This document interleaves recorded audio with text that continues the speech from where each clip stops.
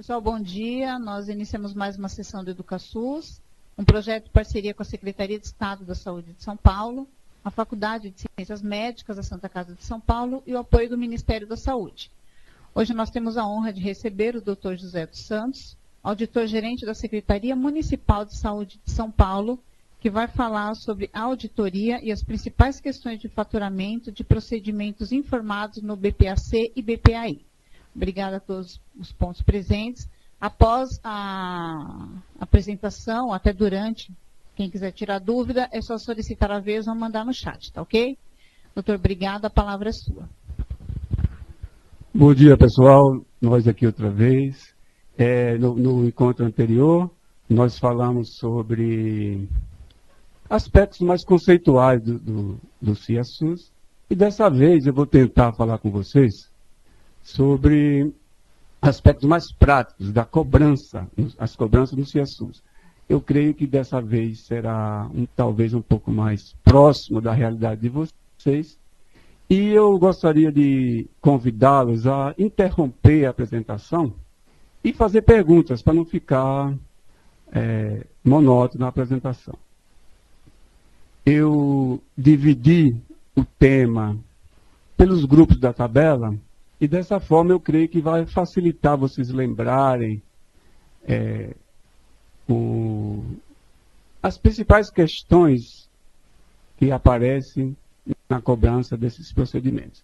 Mas não se preocupem se a qualquer momento pode ser interrompido para fazer perguntas de qualquer dos grupos da tabela, que eu tentarei trocar a minha experiência, a experiência da Secretaria de Saúde de São Paulo, na auditoria desses procedimentos. Vamos lá.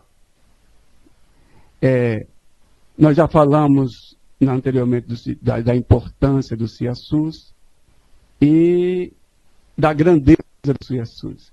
E o CIASUS tem alguns instrumentos de registros de produção. Né? Pode passar? Então, os principais instrumentos de registro do CIASUS são o Boletim de Produção Ambulatorial Consolidado, o BPAC, o Boletim de Produção Ambulatorial Individualizado, que foi instituído com a nova tabela 2008, BPAI, e vem acrescentando alguns procedimentos. Atualmente já é possível colocar quase todos os procedimentos, né? Porque se vocês olharem na tabela, vocês verão que o procedimento pode ser informado no BPAC e no BPAI. E o Registro das Ações Ambulatoriais de Saúde, a RAS, que foi instituída pela Portaria 276, de março de 2012, que é mais para contemplar alguns programas específicos do Ministério da Saúde e a lógica das redes de atenção. Vamos lá. Então, se formos comparar os instrumentos de registro, verificaremos que o BPAC conforme vocês verão adiante, o principal repositório da produção do CIASUS. E ele tem algumas características que dificultam sobremaneira o controle do sistema. Dessas coisas é que ele é um dado, contém dados gerais, não são dados individualizados. Eles são consolidados por quantidade.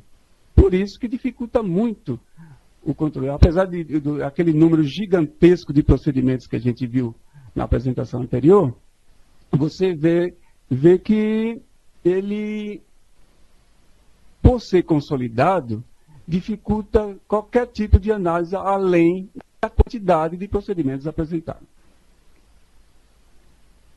O BPAI já melhorou bastante, que já consegue individualizar qual foi o paciente que sofreu a ação e, em alguns casos, quem fez a ação, a unidade que atendeu o paciente. Então, é muito mais completo do que o BPAC. Já permite algumas ferramentas de controle e facilita a auditoria. Então, para vocês terem uma ideia, eu fiz essa apresentação aí, da quantidade de procedimentos apresentados por instrumento de registro na cidade de São Paulo. Eu tabulei agora de manhã, então por isso que está fresquinho essa lâmina. Olha, se vocês olharem ali, no BPAC, são 696 milhões de registros de procedimento, quase 697, na cidade de São Paulo. Isso é da cidade de São Paulo, apenas da cidade de São Paulo. Esse número corresponde a 62,5% de todos os procedimentos, do 1 bilhão e 115 milhões de procedimentos apresentados no ano de 2014 na cidade de São Paulo. Veja o tamanho da encrenca. Desse 1 bilhão de procedimentos, quase 700 milhões de procedimentos foram apresentados na cidade de São Paulo no BPAC. Se você é quase o dobro, quase do dobro da APAC, está vendo? 33% da APAC. E do BPAI, apenas 3,19% dos procedimentos são apresentados no BPA individualizado. Então, gente, é preciso se fazer alguma coisa para controlar, facilitar o controle dos procedimentos do CIESUS. Se você olhar no quadro abaixo, você verá que esses quase 700 milhões de procedimentos equivalem a 47% do valor dos 5 bilhões de reais apresentados no ano de 2014, 2 bilhões e 371 milhões foram apresentados no BPAC. Isso quer dizer o quê? Sem nenhum controle. Não tem nenhum instrumento de controle. Na próxima apresentação a gente vai falar da APAC, tá? Mas você vê a dificuldade que é você auditar, você controlar o CIESUS. Então, olha, aí é o fluxo do BPAC, BPAI, os dois BPAC, o prestador gera o relatório de atividades, encaminha o relatório ao gestor, se for gestor estadual ou estado, se for municipal ou município, para o processamento do CIESUS. E o gestor federal disponibiliza as informações depois que o arquivo é consolidado. Vamos lá? Então, gente, vamos relembrar os principais documentos que a gente precisa ter para poder passar pelo crivo da auditoria quando se cobra um procedimento ambulatorial. Então, nos exames, o que é que precisa ter no exame? Tem a solicitação, logicamente, porque senão permitiria que você fizesse exame por sua conta e risco, e os resultados dos exames. Inclusive nos laudos do anatomopatólogo, não foi o caso. Então, o resultado, o auditor pode considerar tanto o resultado impresso, quanto o resultado anotado pelas normas do Conselho Federal de Medicina. Não é obrigatório ter o papel impresso do resultado. Se tiver o resultado escrito e carimbado pelo quem avaliou, é também válido. Nos atendimentos, o registro do médico ou do profissional de nível superior que fez o atendimento, certo? Na respectiva ficha de atendimento. Nas consultas de atenção especializada, do mesmo jeito, a solicitação, por quê? Porque a lógica da consulta, você não faz uma consulta especializada por sua conta e risco. É preciso que quem atendeu primeiro identifique a necessidade de uma consulta especializada e encaminhe, solicite a consulta para o especialista. Então, por isso que a solicitação é necessária. Nos acompanhamentos, os registros dos atendimentos, e uma coisa importante nos acompanhamentos, todo o procedimento de acompanhamento e também nas fisioterapia, os registros dos atendimentos e as fichas de frequência individual datadas e assinadas na mesma correspondendo ao dia que foi atendido. Vamos lá? Nos procedimentos cirúrgicos, as descrições cirúrgicas, obviamente, datadas e assinadas, e nas órteses e próteses, as notas fiscais, e o registro da utilização nas descrições cirúrgicas, por exemplo. E a comprovação de entrega do material, quando for o material que é dispensado ao usuário, por exemplo, cadeira de rodas, né, algumas órteses ortopédicas, etc. Nos casos, uma coisa que chama atenção é no CIASUS tem poucos casos, mas no CIH tem bastante, nos casos de materiais implantados, desde 2006, em decorrência de várias ações judiciais, vários problemas com o Ministério Público Federal, de denúncias, e de falta de rastreabilidade dos produtos implantados, foi tomada uma resolução conjunta do Ministério da Saúde, da Anvisa, por meio da Anvisa, do Conselho Federal de Medicina, que todo material implantado tem que permitir rastreabilidade em qualquer ponto, em quem implantou, por meio de quem implantou, no prontuário do paciente e no documento que está de posse do paciente. Ou o resumo de alta, ou o cartão do marca-passo, por exemplo, ou o cartão da lente intraocular. Então, isso é muito comum na lente intraocular.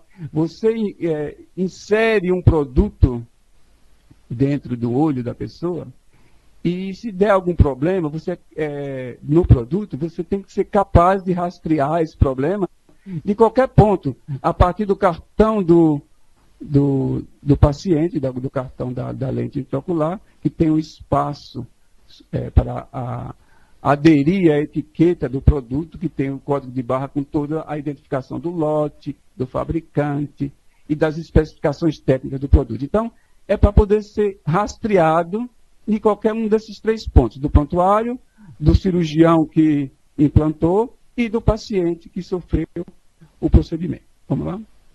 Então, gente, dentro do CIASUS, do BPAC e do BPAI, nós temos alguns procedimentos que causam problema de cobrança ou dúvida no faturamento.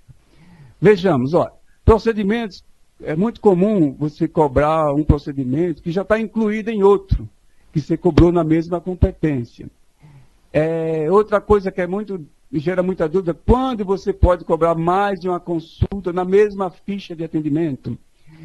Tipo de procedimento e sessões de fisioterapia, porque a fisioterapia tem uma série de códigos de procedimentos específicos.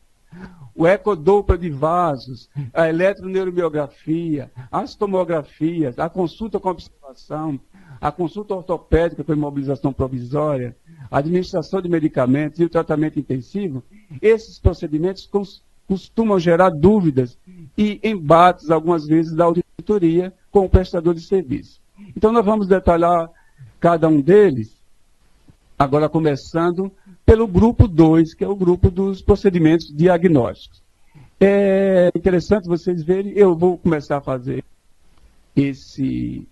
essa apresentação, e nessa apresentação é que vocês lembrem de algumas dúvidas que não estão aí e comecem a interromper para a gente dialogar sobre como a auditoria enxerga a cobrança desses procedimentos. Vamos começar pelo hemograma.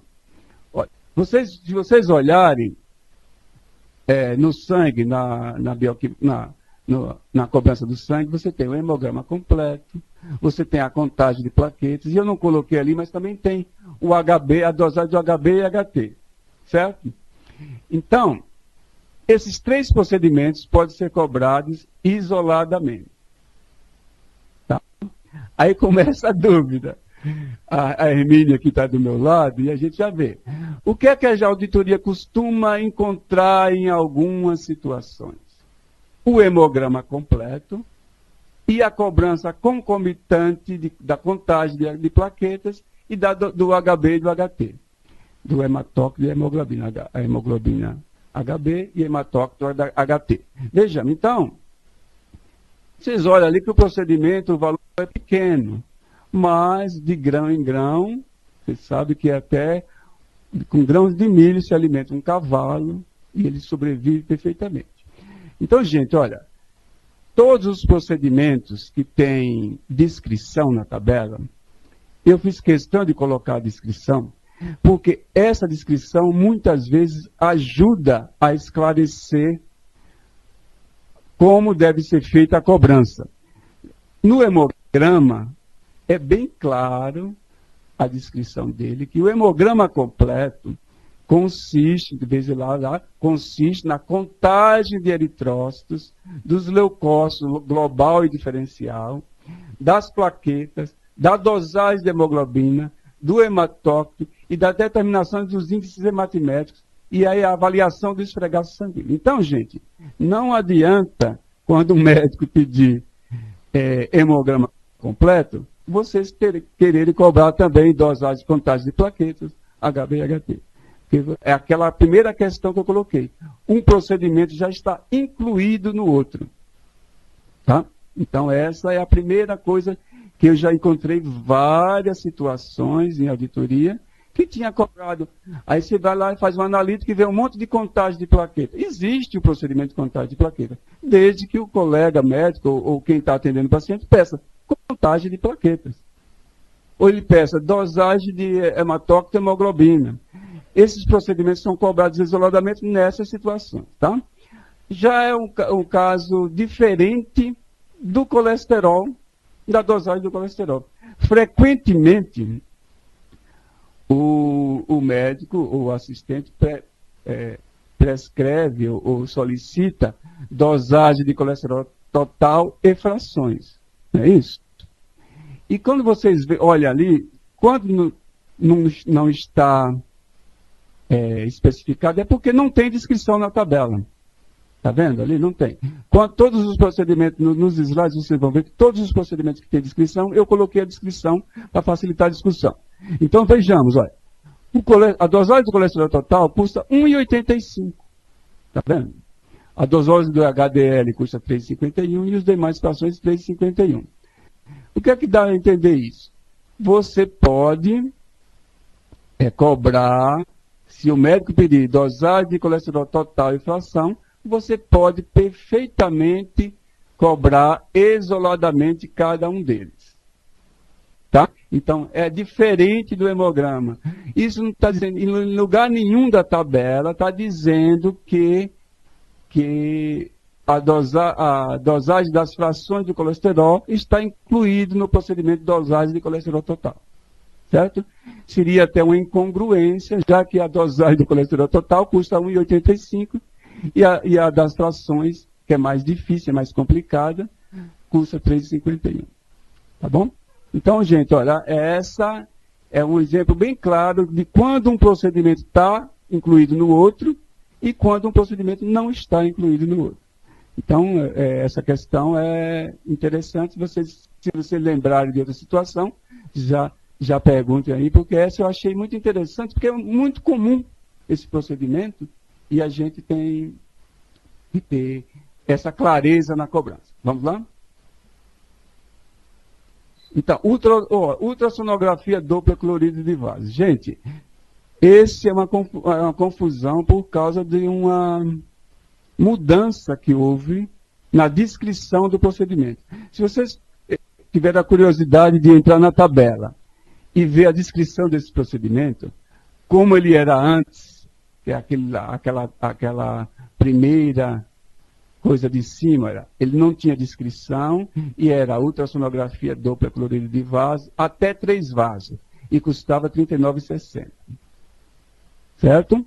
A Hermínia aqui está do meu lado, a gente está debatendo junto, que facilita para vocês entenderem qual mudança foi. E se vocês olharem do lado, não tinha quantidade máxima. De repente, aparece na tabela ultrassonografia dupla colorida de vaso no mesmo código, se vocês olharem bem no mesmo código, com essa descrição abaixo. Olha, gente, aí é só um pedacinho muito pequeno da descrição cirúrgica, ou da descrição do procedimento. Ele está dizendo que ele começa que pode ser feito nas pernas, nos braços, no pescoço, no abdômen, nos vasos umbilicais e placenta durante a gestação. Isso. Aí a quantidade máxima é 5. O que ele quer dizer com isso? É que passou de até 3 vasos para segmento. Tá? Então, você faz um segmento no braço, um exame no outro, um na perna, um no outro e geralmente no pescoço. São 5 segmentos. Por isso que a quantidade máxima, eu imagino que seja por isso que colocaram, porque não tem essa especificação na descrição. Então, a descrição, no lugar de ajudar, que antes não tinha descrição, a gente considerava, analisou mais de 3 vasos, até 3 vasos, era um exame. Né? 6 vasos seria 2 exames, 4 vasos seria 2 exames, 5 vasos seria 2 exames. Então, era por vaso, até 3 vasos era considerado um exame. Agora, como é que ficou? Então, eu tive recentemente uma discussão com o Dr. Vanderlei e com o Ministério da Saúde, e tem algumas orientações, e quando vocês tiverem dúvida, por exemplo, veio uma pergunta lá de um menino do interior, exatamente sobre isso. Você imagina a confusão que foi isso quando você tinha um contrato com um prestador, com ultrassom Doppler colorido. A produção era até 3 vasos, era um exame, você pagava para ele. E de repente você disse, não, eu não vou pagar cada 3 vasos, vou pagar por segmento. Cada segmento é um exame. E é o mesmo valor. Então, essa confusão ocorreu e tem que ser uma maneira de utilizar o bom senso, um exercício de bom senso muito complexo para você discutir com o seu prestador de serviço baseado nessa descrição. Nós chegamos a algumas conclusões, por exemplo, do pescoço. Se for do lado direito, um exame, do lado esquerdo, outro exame. O membro, se for do lado direito, um exame, se for do lado esquerdo, um exame. E assim por diante, porque, por exemplo, agora, Doppler colorido de arterial e venoso, de um segmento, é um exame só. Não são 2 exames.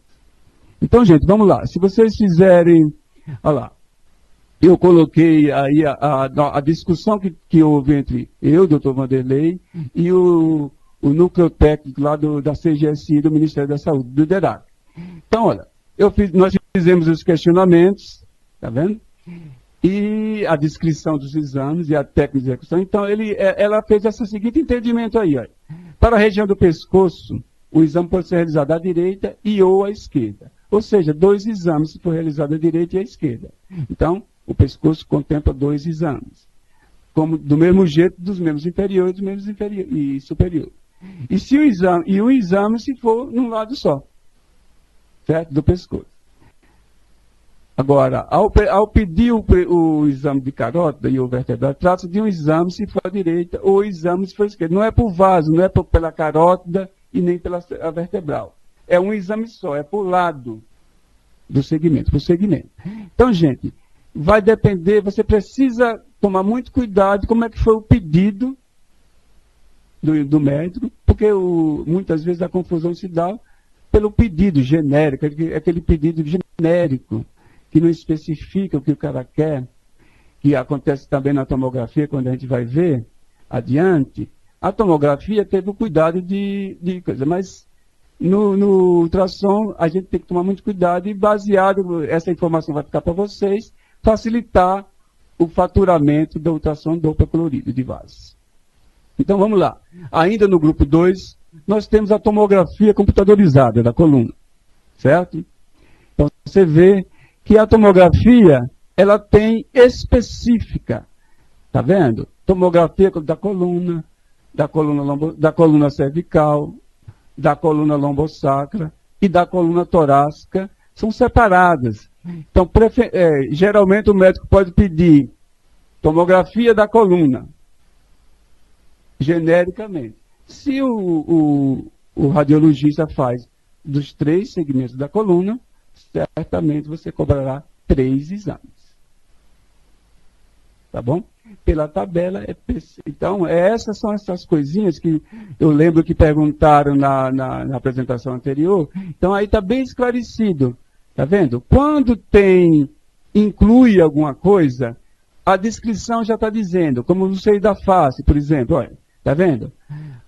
A tomografia computadorizada de seio da face e da articulação temporomandibular. Então, e não é bilateral e unilateral não, tá certo? É um exame só. O médico pedir tomografia computadorizada do seio da face, certo? Se ele fizer de ambas as articulações temporomandibulares, é um exame só. Conforme está escrito na tabela. Então, é quando a descrição já facilita o entendimento e a cobrança. A mesma coisa, olha, se você olhar bem, que tem uma tomografia da coluna cervical, tá? E também temos a tomografia do pescoço, certo? Aí não adianta o médico pedir uma tomografia da coluna cervical e você querer cobrar tomografia da coluna cervical e tomografia do pescoço.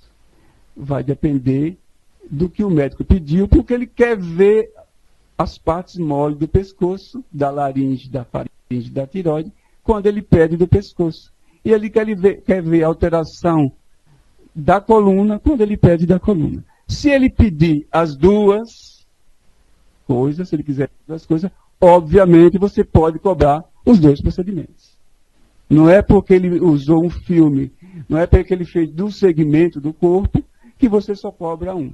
Desde que ele tenha pedido tomografia computadorizada da coluna cervical e tomografia computadorizada do pescoço. Certo? Então, gente, é interessante que você vê na tomografia, se vocês olharem o procedimento, já foi pensado de uma maneira que já incluiu o que está incluído naquele pedido, no exame. Então, eu creio que depois dessa lâmina aí, vocês vão ter menos dificuldade de cobrar a tomografia. Olha, a descrição da tomografia é genérica, ela serve para todos os exames tomográficos do mesmo jeito da ressonância magnética, como vocês vão ver adiante. Mas esses 3 pontinhos anteriores e essa partezinha pequena da descrição que eu coloquei, que é a parte importante, que diferencia um exame do outro. Por exemplo, aí, quando a tomografia computadorizada do crânio já inclui o estudo da região mastoídea. Então, quando já inclui, vocês não podem, de maneira nenhuma, cobrar os dois procedimentos. É naquela mesma lógica do hemograma. Um já está incluído no outro. Vamos adiante? Então, aí continua a tomografia, tá vendo? Olha, que dá muita confusão a tomografia das articulações e de articulação separei, tá vendo? Tem de membro superior e membro inferior, e tem tomografia de segmentos apendiculares, tá vendo? É do braço, do antebraço, da mão, da coxa, das pernas, que é diferente da articulação, certo? Ele está pedindo a articulação, ele está dizendo ali quais são as articulações que o médico, esse exame vai esclarecer se tem alguma patologia ou não.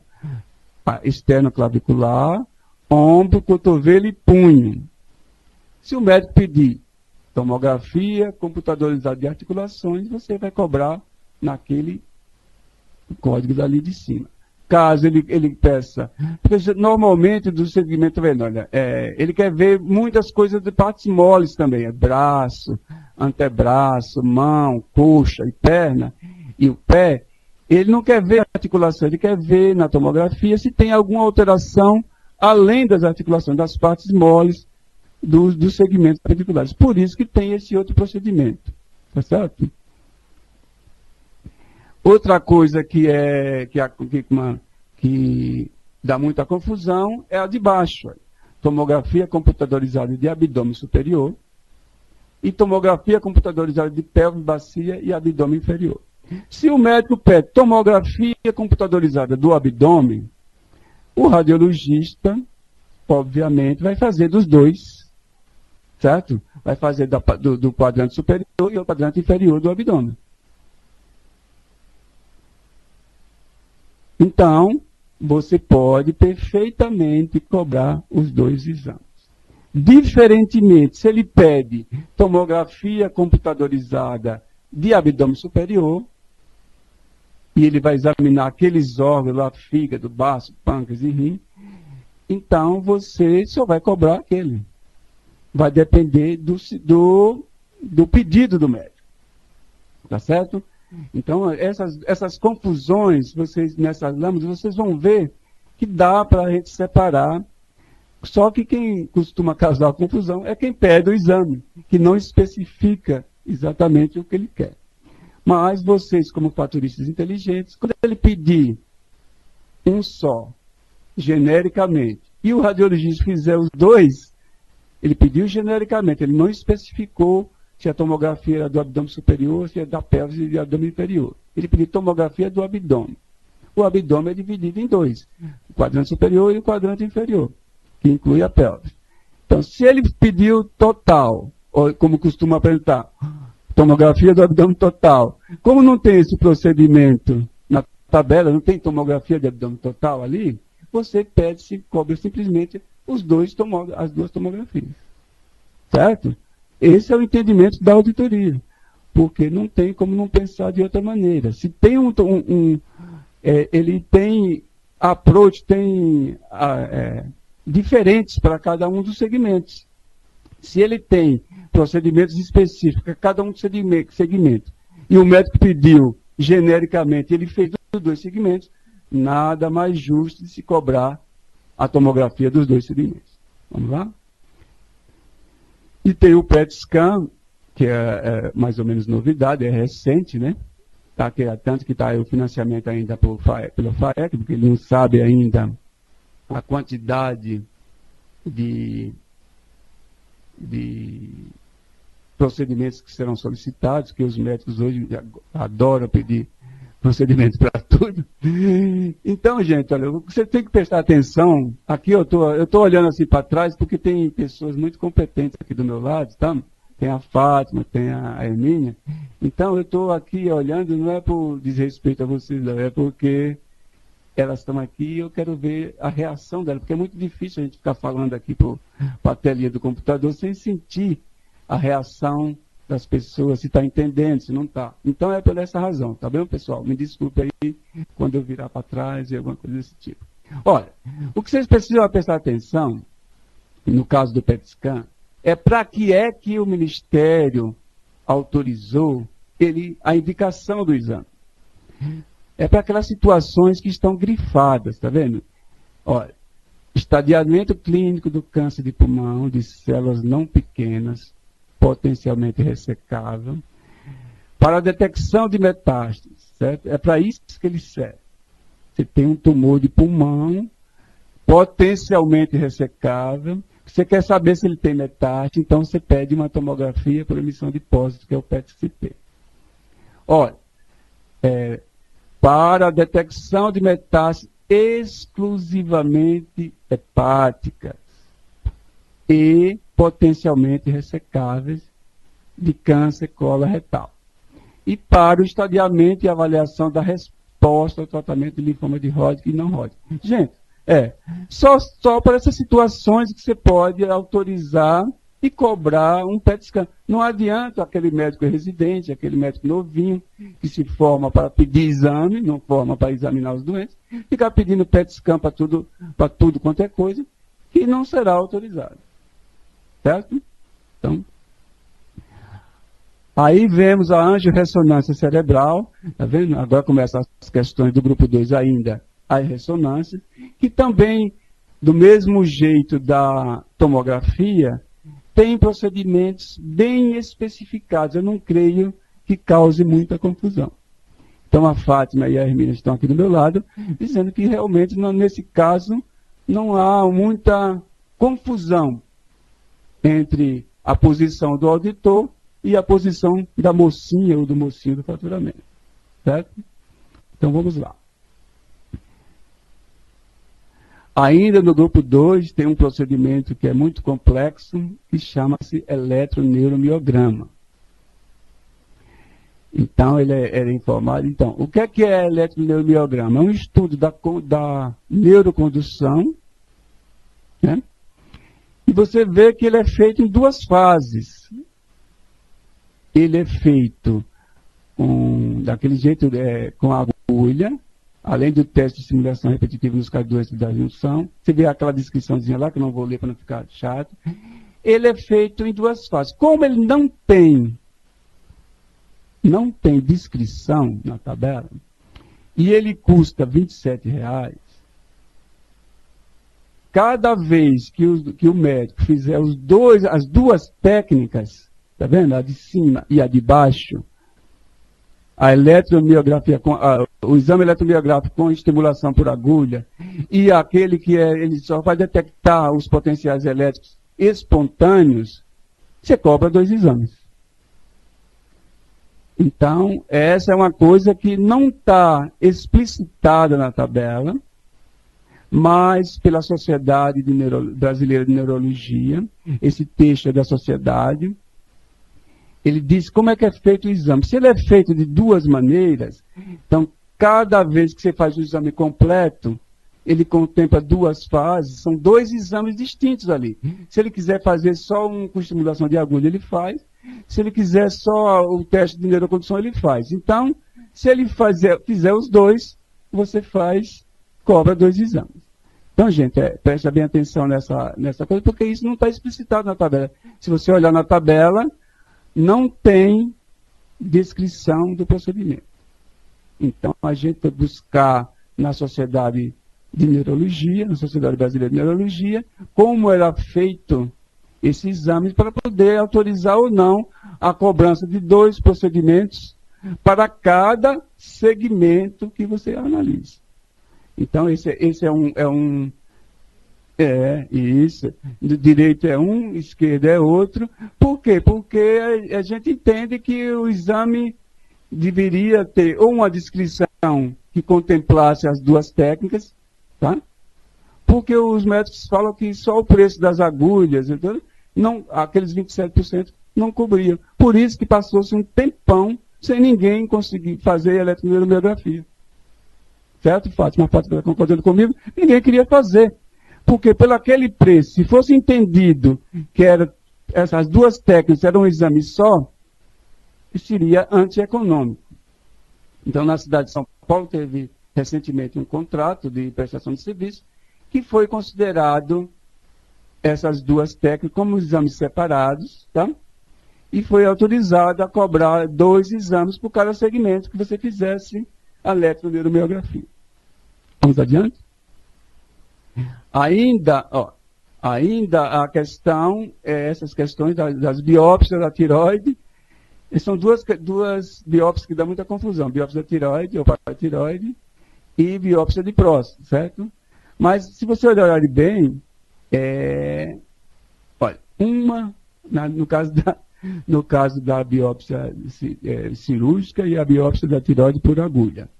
Se vocês verem, uma é no CIA e outra na IH. Então, gente, olha, prestem bastante atenção na descrição do procedimento do CIA e na descrição do procedimento da IH. Um é feito com anestesia geral. Então, não adianta você fazer uma biópsia da tireoide com punção por agulha fina, minimamente invasiva, e querer cobrar a biópsia cirúrgica da tireoide. Porque o valor é bem maior, certo? Então, gente, eu coloquei aí, apesar de ser um na IH e outro no CIA, para ver que a mesma coisa pode ser feita de maneira diferente e o valor é completamente diferente. Então, é um alerta para vocês prestarem bem atenção, que não quererem, como acontece frequentemente, colo do útero, tá? Faz a biópsia por a excisão da zona de transformação, com a alça de alta frequência, e cobra a conização clássica, que é feito com bisturi. É muito comum, uma da IH, outra do CIA. Eu já tive que glosar um monte de cobranças desse tipo. Então, é mais ou menos parecido com a situação da tireoide. Vamos adiante. A de tecidos moles da boca. Cada um, você vê, é uma biópsia de tecidos moles da boca. Está vendo? Biópsia de lesão de partes moles por agulha a céu aberto. Está vendo? Olha a diferença de preço. Biópsia de músculo a céu aberto. Olha, músculo não é parte mole? Por que a biópsia de lesão de parte mole a céu aberto custa, da IH, um procedimento, custa 114? Eu fiz esse questionamento quando ele a gente tem que dar um jeito nessas biópsias. tem que dar um jeito. O Vanderlei está estudando lá, ele agora assessorando o Ministério da Saúde. Tem que dar um jeito, porque não tem sentido você cobrar uma biópsia de lesão de partes mole por agulha a céu aberto e valer R$114. Ela pode ser do BPA individualizado e pode ser no procedimento principal da IH. E você fazer uma biópsia de músculo a céu aberta e só valer 18,33. E só por, certo? Não tem sentido. Eu coloquei esses 3 exemplos porque eu não vejo sentido nisso. E outra coisa, biópsia de pele e partes moles, ela só vale R$25,83. Então, por que essa diferença de preço, que eu creio que é mais ou menos a mesma coisa? Qual é a diferença? Eu não consegui identificar, olha, pode ser que eu esteja completamente errado. Lógico, a gente não acerta todos. Mas eu não consegui identificar uma diferença significativa nos procedimentos técnicos da biópsia de lesão de partes moles, da biópsia de músculo e da biópsia de pele e partes moles, para terem valores tão discrepantes. Tá bom? Então, ainda continuando nas questões do grupo do jeito, prestem bem atenção e vão lembrando aí, anotando, se vocês tiverem alguma outra situação do grupo 2, que é dos exames, que eu não falei aqui ainda, porque eu estou apenas dentro da nossa proposta, né, de apresentar a visão da auditoria, os principais conflitos da auditoria com o pessoal do faturamento, né? É nessa perspectiva que eu estou apresentando. Isso é porque são casos práticos, são situações práticas que nós já vivenciamos. É a mesma coisa, olha. Punção aspirativa da mama pode ser feita por agulha fina, ela custa R$ 33,24, ela pode ser BPA individualizado ou IH procedimento secundário. A mesma coisa, punção de mama por agulha grossa, ela já custa mais caro, tá? R$ 68,43. E vocês vejam a incoerência. A nodulectomia, se tirar um nódulo de mama, custa R$ 35. Eu acho uma incoerência. Por isso que toda nodulectomia a gente vê cobrado como segmentectomia. Isso. Tá vendo? Aí são essas coisas que, certo?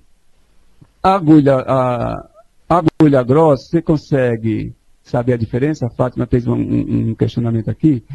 A agulha fina só pega células, Fátima, não pega tecido. Então, se você olhar bem, o resultado é exame citológico, não é anatomopatológico. Então, essa é a diferença. A agulha fina só aspira alguma coisa, geralmente uma lesão cística da mama, tá? Displasia, e tira células, não tira tecido, não chega a tirar um tecido da mama. Então, por isso que o resultado é exame citológico, é uma citologia da mama. Ela serve para fazer citologia, não para fazer histopatologia. Certo? Essa é a diferença. Por isso que um é mais barato do que o outro. A agulha grossa, ela tira no mínimo 4 fragmentos de tecido mamário. Certo? É o que se faz quando você tem uma suspeita de câncer, não é a punção de agulha fina somente. Quando você tem uma suspeita forte de câncer, você faz a punção de mama por agulha grossa, que é aquela guiada, geralmente guiada, que chama por agulhamento, né? Fazia uma marcação prévia da lesão antes de ser tirada, de ser feita a biópsia. Agora, o que chama a atenção realmente aí, nesse caso, é a diferença entre a biópsia, de um nódulo de mama, certo? Que ele é informado no mesmo registro, do mesmo jeito. É um procedimento especial, ela não dá direito a fazer uma IH, certo? Ela é só um procedimento especial da IH, e ela custa R$ 35. Enquanto que a biópsia de agulha grossa custa R$ 68. Na IH é zero, porque ela não é para ser feita na IH, certo? Ela é para ser feita no ambulatório. Mas o que chama atenção é isso, você permite que faça uma coisa na IH como procedimento especial, tirar um nódulo, aí o que acontece? Quase que frequentemente a gente vê o prestador cobrar como segmentectomia. Não, tem, seria a biópsia de nódulo de mama. Não, não tem, porque é para ser informado no BPA individualizado, não no AIH. Não, tiraram, aí o Vanderlei também está revendo isso, porque é muito é uma situação difícil de interpretar, mas pela descrição, não. Pela descrição, o que está incoerente é o valor do procedimento, não a descrição em si. Então, preste bem atenção, esses casos são realmente conflituosos, por isso que eu fiz questão de colocar aí na apresentação. Vamos lá?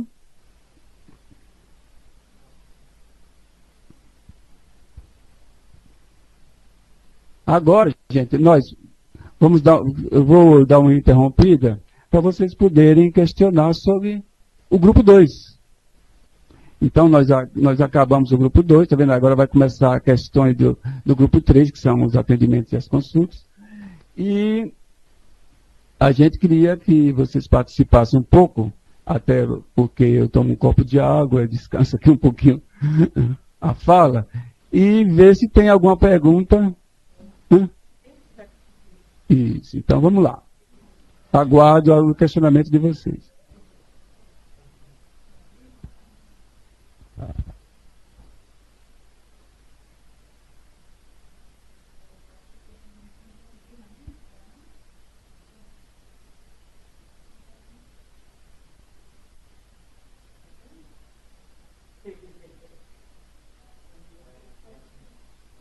Londrina, estou na escuta.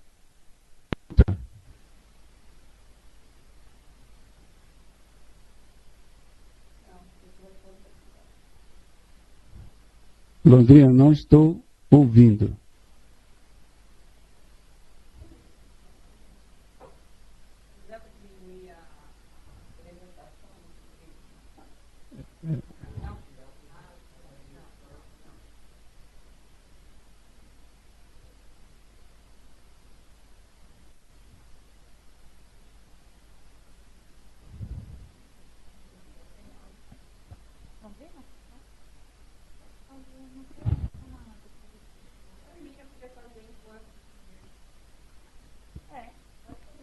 Londrina, por gentileza, você faz a pergunta pelo chat, enquanto isso a Hermínia vai aqui, porque a gente está sem o seu áudio, tá? Então, a gente aguarda a sua pergunta pelo chat, enquanto eu respondo aqui alguns questionamentos da Hermínia. Pois não, Hermínia? Doutor José dos Santos, só que eu vou voltar um pouquinho lá atrás. A FA, ela é por dia? É por paciente? Se o paciente for embora e voltar umas 2, 3 vezes, posso abrir uma FA para cada vez que ele voltar, ou eu tenho que tentar achar a FA e cobrar tudo na mesma ficha? Primeiro, eu vou pedir a sua paciência, porque a gente vai falar, essa é uma questão do grupo 3. Isso, não. Não, eu vou responder a sua pergunta, tá vendo? Aí a gente vai começar exatamente sobre os atendimentos no grupo 3, tá bom? Ela ficou vermelha, gente, aqui, ó. Mas é assim mesmo, não nada de errado, né? Porque eu estou tentando ver se a gente consegue fazer a pergunta na ordem do grupo, mas não é obrigatório, gente, porque, do contrário, a gente continua a discussão, continua apresentando os grupos, vocês, por favor, se manifestem, se é melhor continuar apresentando os grupos de atendimento, né, só falta o grupo 3 e o grupo 4, e depois a gente discute, ou se a gente interrompe, realmente como eu fiz agora, e tenta esclarecer as dúvidas por grupo da tabela. Então, eu gostaria que os diversos pontos se manifestem, porque senão a gente pode deixar a discussão para o fim da apresentação.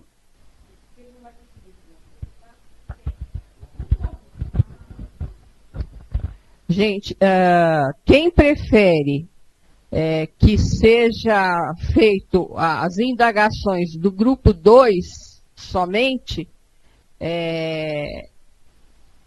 faça o pedido de vez, tá?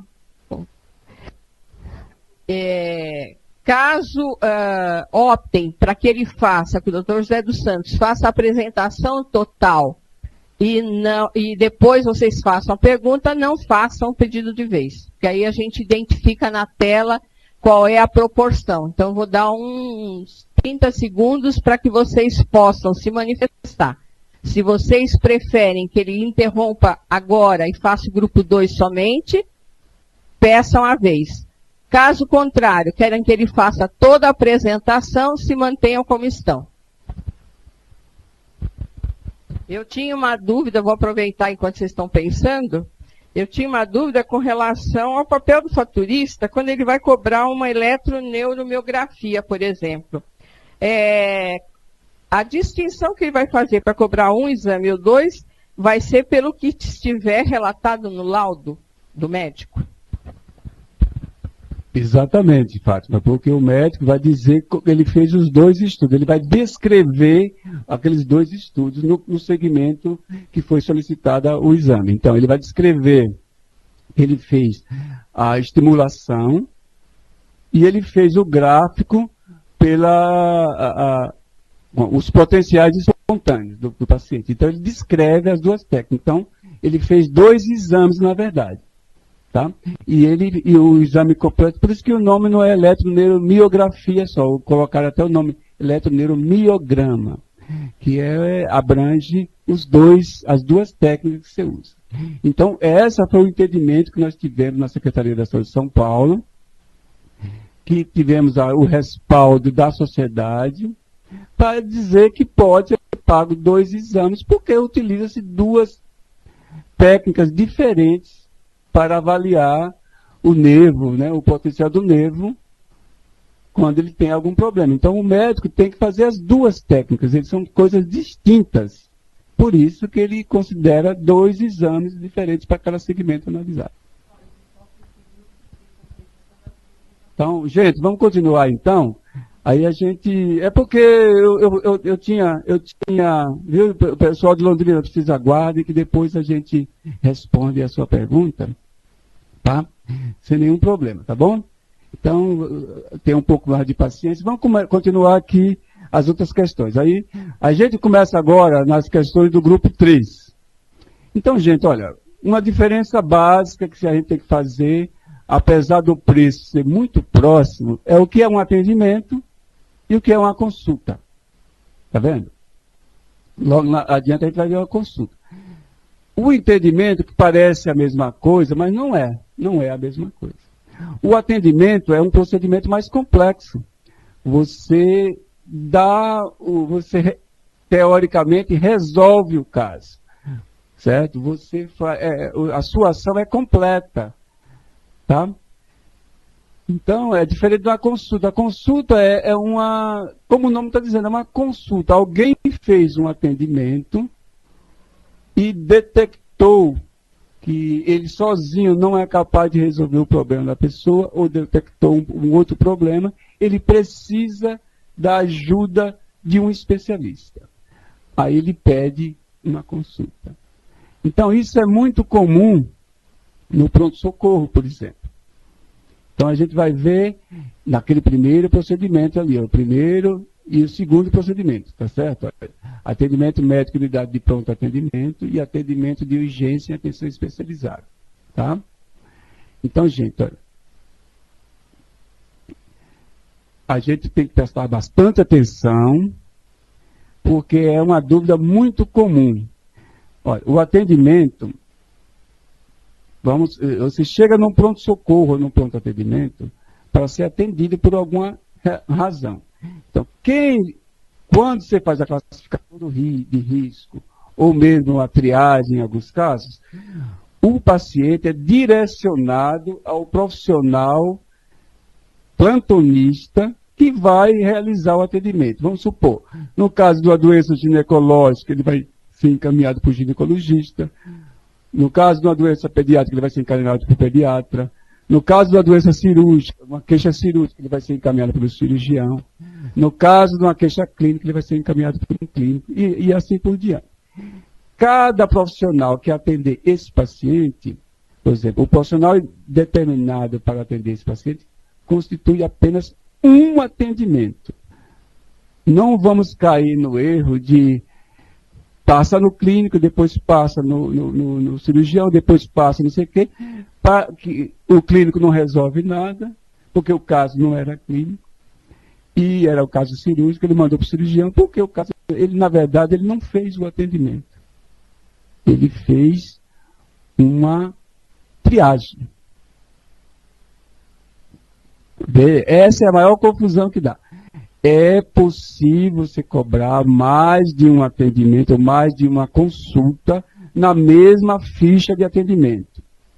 Aí depois eu vou apertar. Desde que o paciente deu entrada com um problema clínico, vamos supor, foi atendido pelo clínico, ele diagnosticou o problema clínico, prescreveu a conduta do problema clínico e identificou que ele também tem um procedimento que pode ser cirúrgico, ou pode ser ortopédico, ou pode ser neurocirúrgico, por exemplo, ou neurológico, e ele pede uma consulta do especialista. Neste caso, o especialista vai consultar a pessoa a pedido do clínico, e nesse caso será cobrado o atendimento do clínico e a consulta do especialista, desde que ele esteja o CBO cadastrado na unidade. Você vê que é uma situação diferente. É muito comum acontecer isso no polo traumatizado, por exemplo. Que ele faz um atendimento clínico, entre o ortopedista já tem um novo atendimento, uma consulta, e o neurocirurgião avalia também para ver se tem algum problema neurológico. Nesse caso, pode ser cobrado as três. O cirurgião geral, por exemplo. Então, quando um paciente é politraumatizado, você tem obrigatoriamente que um profissional só não é capaz de prestar o atendimento que aquele paciente necessita. Ele necessita da opinião, do atendimento dos diversos profissionais do pronto-socorro. Do clínico, do cirurgião, do ortopedista e do neurologista, do neurocirurgião, muitas vezes. Aí, nesse caso, desde que seja perfeitamente registrado, você pode cobrar o atendimento de cada um deles, a consulta de cada um deles. Certo? Porque, nesse caso, eles são consultantes, não são quem atendeu o paciente, geralmente, ou o cirurgião, no caso do politraumatizado, ou o clínico. Certo? Então, quando, na verdade, alguns hospitais, algumas coisas, tem esse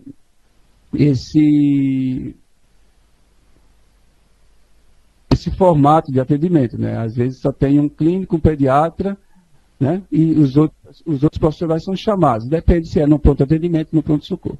Mas não sei se foi claro na lógica, não sei se não foi claro, vocês perguntam novamente, olha.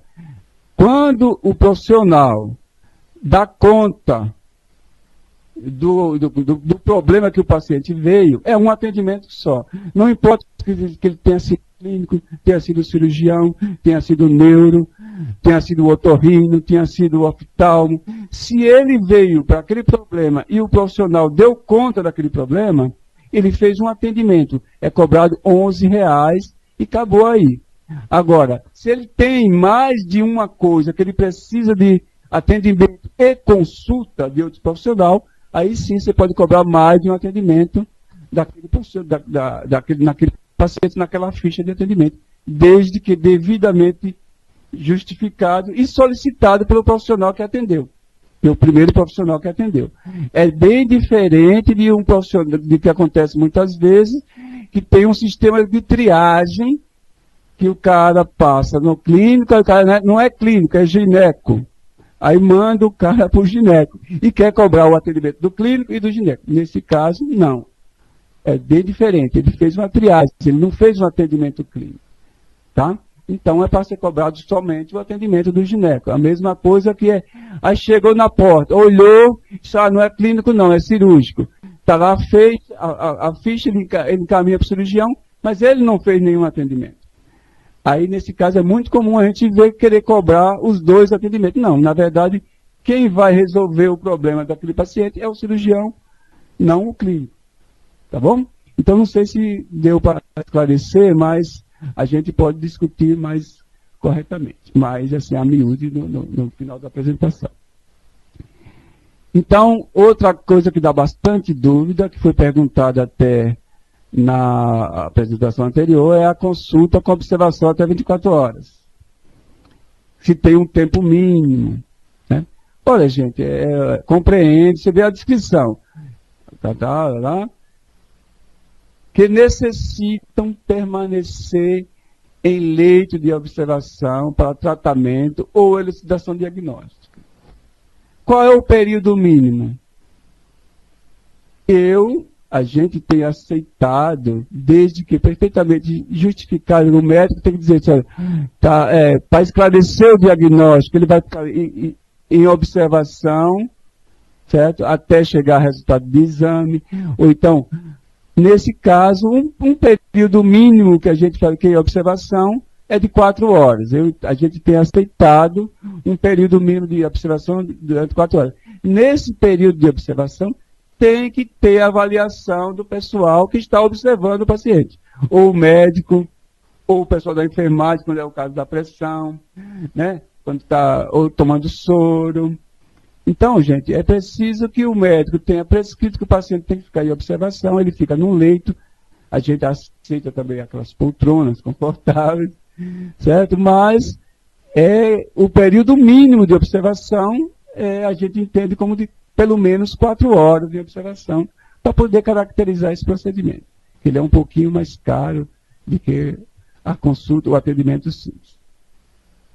Agora, uma coisa que está ali embaixo, que vocês prestam bastante atenção, que ocorre com bastante frequência, é o atendimento que deu origem à internação, a consulta, o atendimento que deu origem à observação, não pode ser cobrado no CIASUS. Ele faz parte da diária hospitalar. Ele volta, ele é remunerado como uma diária hospitalar. Então, a internação volta ao dia que o paciente entrou. A data de internação vai ser o dia que o paciente procurou o hospital. E neste dia, ele será remunerado com uma diária hospitalar. Certo, gente? Então, não adianta, porque passou por um monte de gente, internou. Se você olhar bem, vai ser mais ou menos a remuneração, que uma diária hospitalar custa R$40, mais ou menos, 40 e pouco, né? Que é o primeiro atendimento, é o valor mais ou menos de uma diária. Ele vai ser remunerado nessa lógica, na lógica da IH. Porque é muito comum a pessoa fica no pronto-socorro, às vezes, de um dia para outro, e depois interna. E a internação vai ser feita com muita gente, alguns sistemas de informação hospitalar, interna a partir daquele dia que ele foi para a enfermaria. Não. Você pode internar, da data de internação, retroage ao dia que o paciente entrou no hospital. Certo? Então, gente, não cobre porque vai ser glosada a ficha de atendimento do paciente que foi internado, se ela foi informada no CIASUS. Outra coisa que, para dar uma diferença, quem faz faturamento do SAMU é quando é uma ambulância sem profissional de nível superior, certo? E uma ambulância com profissional de nível superior, tá vendo? Esses dois procedimentos aí. Eles têm valores diferentes exatamente pelo tipo de profissional que atende. É o tipo de ambulância, é uma ambulância que vai com o profissional de segurança e o bombeiro, reconhecidamente habilitado, certo? E o outro é atendimento prestado por equipe de salvamento e reserva composto por médico e enfermeiro. Quando é sem o médico e sem o enfermeiro, é naquele procedimento de cima. Se é com a equipe do SAMU completa, com médico e enfermeira, é no procedimento de baixo. Ortopedia, tá vendo? Uma coisa que é muito comum é a dúvida que tinha, porque anteriormente o atendimento ortopédico com imobilização provisória já embutia o raio-x. Atualmente não embute mais o raio-x. Outra dúvida é o que é imobilização, tá vendo? Tá? Preste bem atenção, é que conforme a portaria de 97, quando houver redução de fratura, luxação e imobilização provisória com uso de tala gestada, será cobrado o código de tratamento correspondente ao segmento. Na ocasião da substituição do aparelho provisório por aparelho engessado completo, deverá ser cobrado o código correspondente. Revisão com troca de aparelho engessado. Então, gente, olha, quando você não imobiliza com gesso, tá? Você vai ver, provisório, mesmo que seja uma tala e um velpor, é considerado atendimento ortopédico e imobilização provisória. Não é um código exclusivo do ortopedista. Qualquer plantonista pode prescrever esse código. É diferente de uma imobilização gessada. A imobilização gessada é com gesso circular. Por que é diferente? Porque aí é provisória, porque muitas vezes o profissional não sabe como vai evoluir. Então ele não dá para fazer um gesso circular e muitas vezes o edema vai ser tão grande que vai causar mais sofrimento do que ajuda para aquele paciente, porque ele primeiro precisa deixar numa situação provisória para ver como aquela lesão vai evoluir, para saber se ela, no segundo momento, precisa ou não de uma imobilização gessada completa ou não. Então, gente, dá muita confusão no velpor, tá vendo? O velpor, quando ele é feito com faixa, ele é considerado uma imobilização provisória, tá? E vocês olham ali embaixo, quando for realizado mais de uma imobilização provisória, são procedimentos diferentes. Tá? Então você pode cobrar mais de um procedimento. Essa é outra coisa interessante. Se você olhar bem, a própria descrição já diz, em segmentos diferentes, paga-se quantos procedimentos, quantos segmentos foram imobilizados provisoriamente. Essa é uma situação que a gente tem que observar. Não é um caso que o paciente precisou imobilizar o braço, a perna, né, a outra perna, o outro braço, provisoriamente, e cobrar um procedimento só. Não, você cobra tantos segmentos forem imobilizados, tá? Pode passar? Então, em fisioterapia é muito complexo. Uma grande diferença da fisioterapia que eu vou alertar para vocês, eu tinha bastante coisa de fisioterapia, mas não é, eu acho que é difícil a gente discutir. Se vocês olharem a tabela eu acho que é bem clara em relação à fisioterapia. O que acontece é que muitos contratos com fisioterapia são feitos de uma maneira diferente da lógica da tabela do SUS. Aí cria alguns conflitos entre o faturamento e a auditoria. Mas, se vocês olharem na tabela, a única coisa que a gente tem que prestar atenção, se vocês olharem bem, existe uma diferença de valor. Quando ela é pré e pós, quando a fisioterapia é para prevenir, né, alguma coisa que o paciente, na verdade, não tinha, por exemplo, é pré e pós-operatória, que é aquelas técnicas que o paciente não tem aquele problema. Ele vai fazer algumas técnicas de fisioterapia para prevenir que ele tenha. Ou se ele desenvolveu durante a internação, tratar. É diferente de quando o ortopedista, ou o neurocirurgião, ou o neurologista prescreve uma sessão para uma determinada doença motora, certo? Aí, se você olhar na tabela, os valores são diferentes quando eles são prescritos para tratamento, quando eles são prescritos para pré e pós-operatório, tá bom? Então, essa é a única diferença que a gente vê. Se você vê, um custa 4 e pouco, outro custa 6,35. A diferença é quando é para tratamento e quando é para prevenção. A pessoa não tem aquela lesão. Então, por isso que tem nos grupos. Fisioterapia respiratória. Quando a pessoa já tem uma doença respiratória, aí o pneumologista prescreve fisioterapia respiratória, ambulatorial, certo? Aí a mesma coisa, tem uma doença motora, teve um AVC, teve uma coisa, ou então vai fazer fisioterapia motora. Teve uma fratura, até vai recuperar da fratura do ambulatório, vai fazer fisioterapia motora. Então, a prescrição diz o que é que a pessoa vai fazer. Por isso que não vejo assim, um motivo para ter a confusão que tem. A confusão que tem na fisioterapia é mais em relação o contrato, que geralmente é terceirizado o serviço, que o hospital ou a instituição faz com a equipe de fisioterapeutas. Como eles remuneram fisioterapeutas e querem utilizar a tabela para remunerar um contrato que ele fez de uma lógica diferente. Pode passar?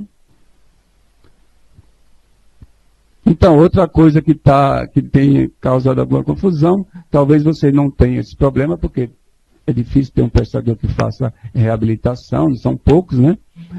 Então, gente, olha, é quando aqueles dois atendimento, acompanhamento e reabilitação das múltiplas deficiências, tá vendo?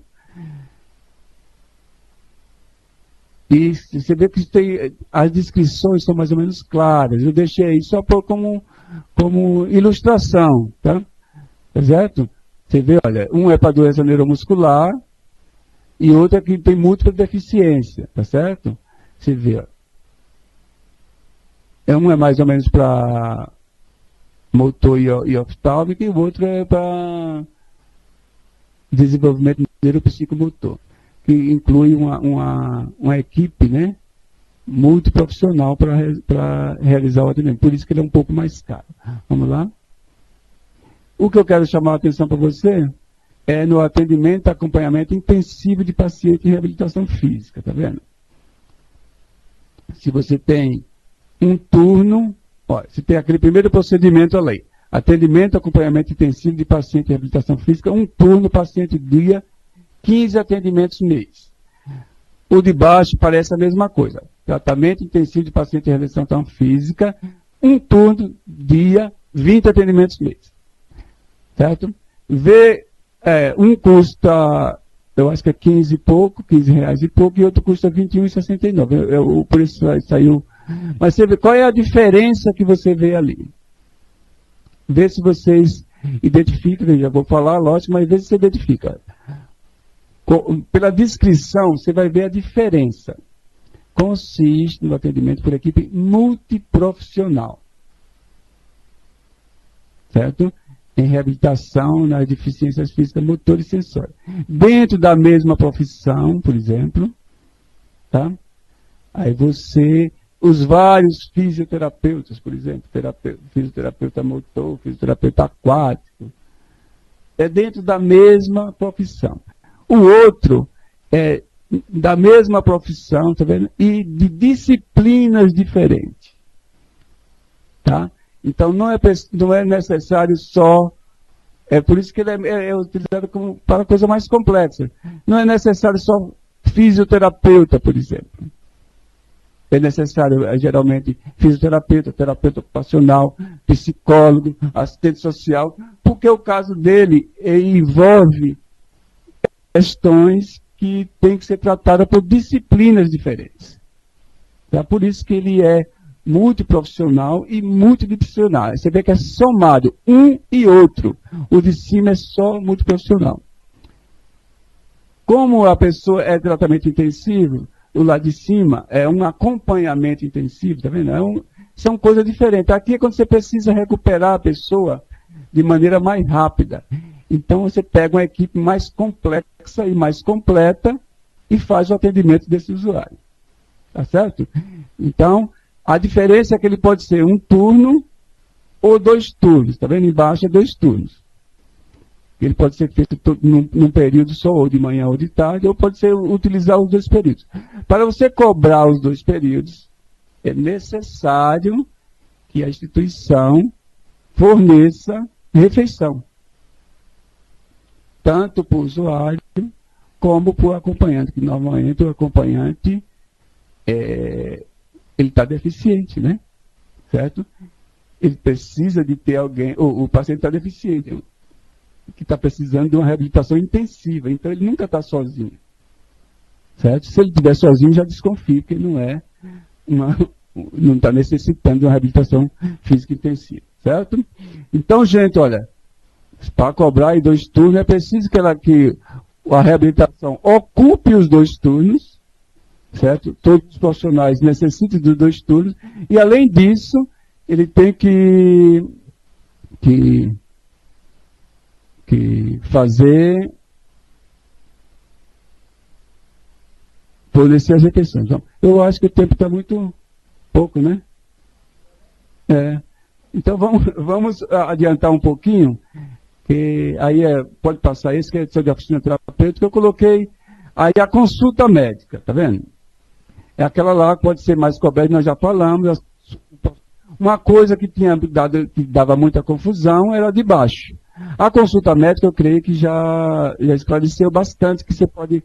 A consulta é uma segunda, é como se fosse uma segunda opinião. Nunca é a opinião inicial.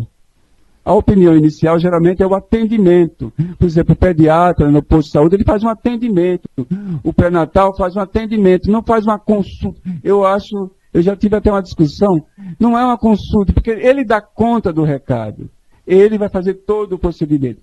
Quando ele precisa de uma consulta, é quando ele encaminha para o endócrino, por exemplo, a gestante tem um problema que ele não está dando conta, ele encaminha para o endócrino, encaminha para o nefro.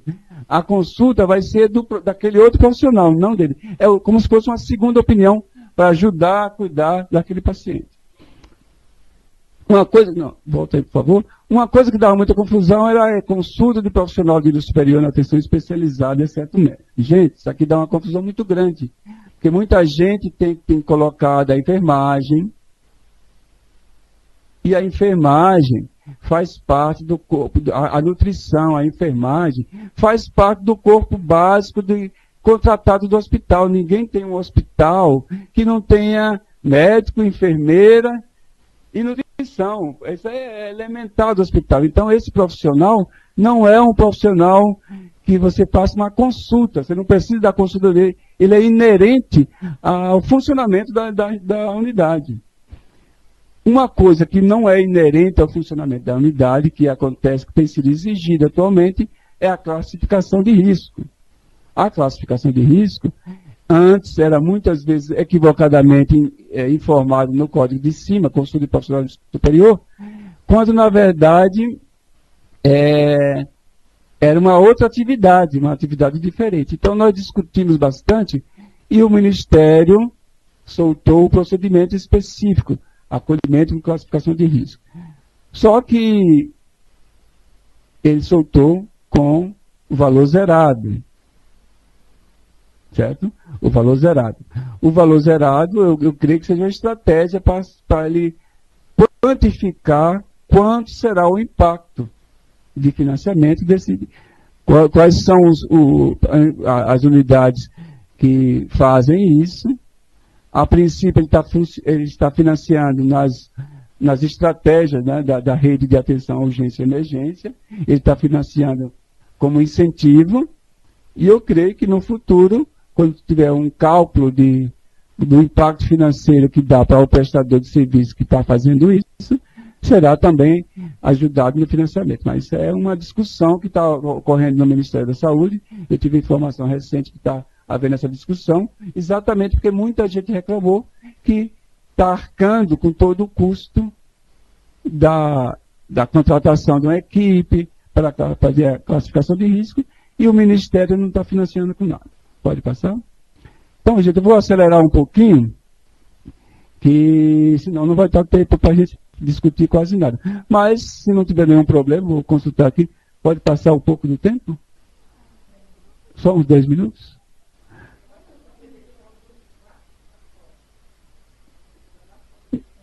Então, gente, vamos acelerar um pouquinho. Aí vocês, provavelmente, muitas das questões que estão colocadas aqui serão apresentadas por vocês. A oftalmo é outra coisa que dá muita confusão. A consulta oftalmológica tem aquele monte de coisa ali, já inclui aquele monte de coisa. E aquele monte de coisa pode ser pedido separadamente. Quando é pedido separadamente, não tem a presença, o profissional não pode cobrar a consulta mais o exame, quando ele já fizer parte da consulta. Olha, a consulta oftalmológica tem aquelas coisas todinhas ali. Inspeção, refração, exame da pupila, cuidado visual, retinoscopia, cerotometria, fundoscopia, biomicroscopia do segmento anterior. Certo? E exame, então, se o cara pedir uma fundoscopia, o médico não pode cobrar a consulta mais a fundoscopia. Alguém já fez a consulta e está pedindo somente a fundoscopia. Aí vai cobrar a fundoscopia. Tá? Vamos passar? Aí tem essas estratégias que o Ministério foi para o caso do glaucoma e por causa de alguns projetos especiais, que ele remunerou diferente, tá vendo? Aí você só olhar que a descrição já diz tudo o que a pessoa precisa fazer. Vamos lá? Aí tem as cobranças de sangue, mas a cobrança de sangue é muito mais na IH do que no CIA, mas tem os procedimentos exclusivos do CIA, geralmente é para quem tem banco de sangue, né? Quem trabalha com banco de sangue. Então, gente, olha, está bem especificado, olha, tem a triagem clínica, está descrito direitinho, é aquela entrevista, o lanche, aquele monte de coisa que faz para ver se o cara é doador ou não. Depois tem a coleta em si, identificou o cara como possível doador, vai coletar o sangue. Está escrito ali o que é que tem, o que é que cada procedimento tem. Depois que ele coletou, né, pode passar o próximo? Aí quando é automática, tem o processamento do sangue. O que é o processamento do sangue? É a separação nos diversos componentes. Depois tem a sorologia. Esses procedimentos são exclusivos do CIA. Quando você soma todos esses procedimentos, dá um valor aproximado de R$100 e poucos, que é o valor que vale cada bolsa de sangue. Que já foi remunerado. Então, pode passar? Ainda tem esses dois exames, e a irradiação também do componente, que também é do CIA. Pode passar? O que é que dá confusão é isso aí, que pode ser cobrado no CIA e na IH. Então a gente vê muita confusão nesses dois procedimentos, principalmente nesses dois, o pré-transfusional 1 e o pré-transfusional 2. Tá? Então a descrição está lá. E outra coisa que é só pode ser da IH e do ambulatório, que são as transfusões em si. O chama atenção, aqui, que eu estou falando aqui para a Hermínia, tá vendo? Aqui para a Hermínia, que a gente tem muito erro de cobrança, muito mesmo, na transfusão de concentrado de plaqueta e transfusão de cria precipitada. Fátima, olha ali. Se você olhar bem a descrição, você vai ver assim, olha, consiste na transfusão de uma dose de plaqueta. Tá vendo? A mesma coisa é uma dose de cria precipitada. Tá? Então, gente, é dose, não é unidade. Tá vendo aí? Uma dose de plaqueta, no mínimo 6 concentrados, 6 unidades. É o mínimo. Eu não diria, a auditoria não enxerga como mínimo, porque a lógica é para mais ou menos você elevar o número de plaquetas para não ter sangramento. Sangramento decorrente da falta de plaquetas. Então, a média para se elevar o número de plaquetas para não haver sangramento é uma unidade de um concentrado para cada 10 quilos de peso.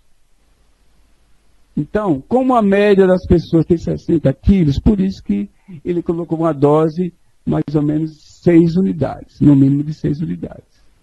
Mas criança pode ser menor, por exemplo, tá? Então, mas sempre na lógica, o médico prescreve, não é a unidade, ele prescreve uma dose. Quando ele prescreve 7 unidades, ele está prescrevendo uma dose. Para uma pessoa, provavelmente, por volta de 70 quilos. A mesma coisa com o crio precipitado, tá vendo? 7 a 10 bolsas é uma dose de crio. Porque, na verdade, você está remunerando a aplicação, né? Não a produção do coisa que já foi feita lá no CIA SUS. Já foi paga isso aí. Então, você não aplica plaqueta por unidade, você aplica por dose. Você põe as 6 concentradas numa bureta, num equipo e aplica. É por isso que é uma coisa só. Tá bom? Vamos passar? Outra coisa, então, quando o componente é irradiado, tem um procedimento específico para isso. Se a plaqueta for irradiada, você não vai colocar naquela lógica de dose normal. Você vai colocar nesse procedimento aí, observando sempre a dose, só que você cobra esse procedimento que é mais caro, bem mais caro, é mais que o dobro do outro. Vamos lá? Aí tem as questões do grupo 4, que curativo, a diferença que é muito comum, um curativo não tem valor na tabela, que é o procedimento secundário, e o outro é da atenção básica, e o outro tem valor. Aí o que a gente vê, gente, olha, eu vou passar rapidamente porque a descrição é bem clara. A única diferença que o Vanderlei falou o que é extenso, né? que é profundo, quão extenso. Agora, o que eu observei, nós observamos na auditoria? Que o ferimento cirúrgico, o curativo do ferimento cirúrgico, a pessoa estava cobrando como curativo de grau 2. Gente, o cirurgião, quando faz... nós tivemos que glosar todos. Operou, tem que fazer curativo, não é esse curativo aí. Tá? Enquanto ele está internado, faz os curativos que são feitos, faz parte do procedimento cirúrgico. Vamos lá? Fátima está acabando. Então, aí eu coloquei... Deixa eu ver se tem alguma coisa interessante. É mais para ver as coisas de diferença de valor e por que, tá vendo, uma lesão de pele de tecido subcutâneo pode ser feito no ambulatório lá com aquele valorzinho churumbega e na IH ele custa R$158. O que acontece? O povo faz a mesma coisa e cobra na IH. Aí você vai lá, com anestesia local, aí você vai glosar tudinho, vai mandar fazer no procedimento ambulatorial. Vamos lá? O shade tem uma técnica específica, também tem uma descrição específica, vamos lá? Eu acho que acabou. Pronto. Então, gente, a gente vê essas coisas aí, a gente agora vamos abrir para perguntas, dá uns 15 minutos, mais ou menos, né? Isso, já pode chamar. Pode. Araçatuba, pode falar, por favor.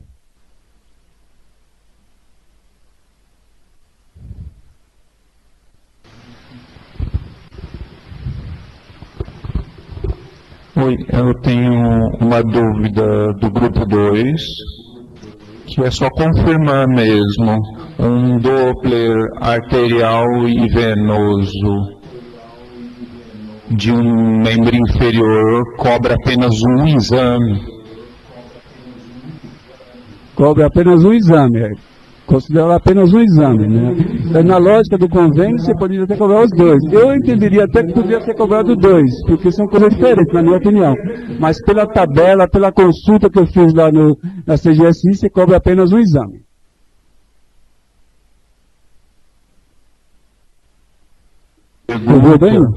É daquele consulta profissional de nível superior, não médico, se a gente pode incluir bucomaxilo para alma de face, por exemplo, no pronto-socorro.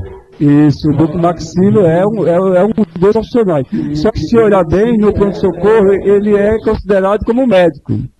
Olhe bem na tabela que na descrição do atendimento inclui o cirurgião bucomaxilo.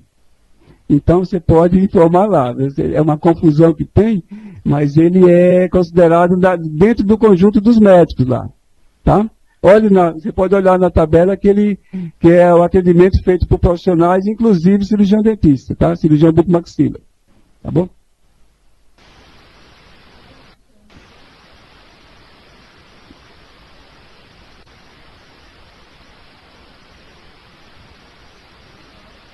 Beleza. Só isso, obrigado. Londrina que eu fiquei devendo a resposta Londrina.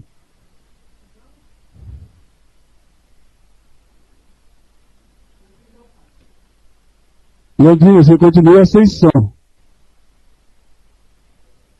Isso.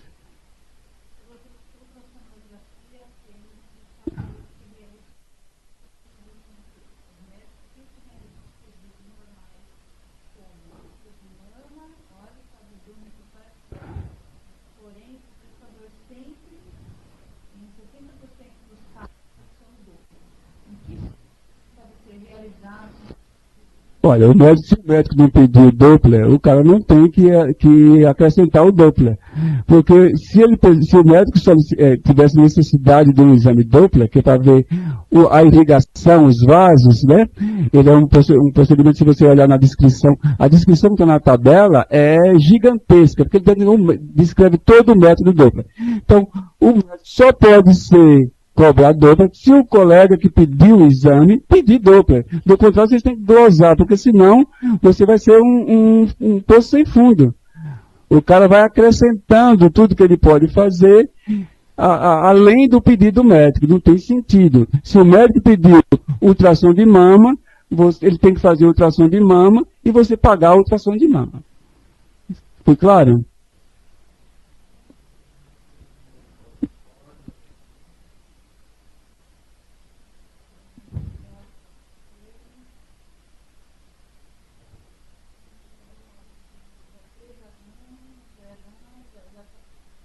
A triagem médica é um atendimento, certo? Na verdade, seria um atendimento. Por quê? Muitos casos, os casos que ele triou e mandou embora, certo? Não atendeu, ou não botou para dentro, você pode cobrar como um atendimento, desde que seja registrado na ficha direitinho que ele fez. Na verdade, a triagem médica nunca é uma coisa simplesmente sem registro, porque o médico será responsabilizado se ele mandar um paciente embora e o paciente passa mal, morreu, alguma coisa. Se ele não tiver registrado que ele atendeu esse paciente, ele será responsabilizado pelo conselho. Agora, se ele atendeu, fez a triagem e mandou o cara para dentro, ele não pode cobrar esse atendimento. Porque o atendimento vai ser o que foi feito dentro do pronto-socorro, dentro da unidade. Tá? E não pode ser de outro profissional, porque o único profissional que pode mandar o cara embora do pronto-socorro, que se responsabiliza por ele, é o médico. O pronto-socorro e o pronto-atendimento são locais exclusivamente da corporação médica. Porque é simples, se você mandar embora, qualquer outro profissional mandar embora, sem ser atendido pelo médico, sem ser visto pelo médico, ele será devidamente responsabilizado. Porque não pode, se o paciente procurou um pronto-atendimento, o único profissional habilitado para dar alta dele é o médico. Então é muito comum a gente ver a classificação de risco, alguém tentar mandar o cara embora. Olha, o seu caso não é aqui. Né? O profissional de enfermagem, que é o responsável pela classificação de risco, mandar embora. Isso é uma conduta arriscada, temerária, porque se acontecer alguma coisa, o profissional será responsabilizado. Então, o único profissional habilitado a dispensar o paciente é o médico, do pronto-socorro e do pronto-atendimento, não outro profissional.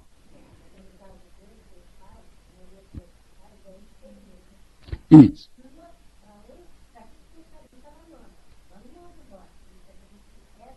Não, a triagem não. O que pode ser informado na enfermagem é a classificação de risco, que é um procedimento novo. A triagem especificamente não, porque a triagem pode ser feita pelo administrativo, pode ser feita pelo profissional. O que exige a aplicação de protocolo e técnicas específicas é o acolhimento de risco. Se você olhar bem, o ministro era Dr. Manchester, né? Então, esse procedimento, sim, é um procedimento que você vai informar naquele procedimento de acolhimento com classificação de risco, que é da rede de urgência e emergência, que provavelmente no futuro próximo, se Deus quiser, será remunerado também pelo Ministério da Saúde. Mas a triagem não, porque a triagem pode ser feita por outro profissional sem ser enfermeiro. No seu caso, o enfermeiro, ele não está fazendo nenhum atendimento específico, ele está simplesmente colhendo alguma informação e dizendo assim, olha, seu caso é do clínico, seu caso é do cirurgião, tá? Isso pode ser feito por um outro profissional sem ser enfermeiro. Não está fazendo nenhum atendimento, não está fazendo nenhuma ação específica, tá?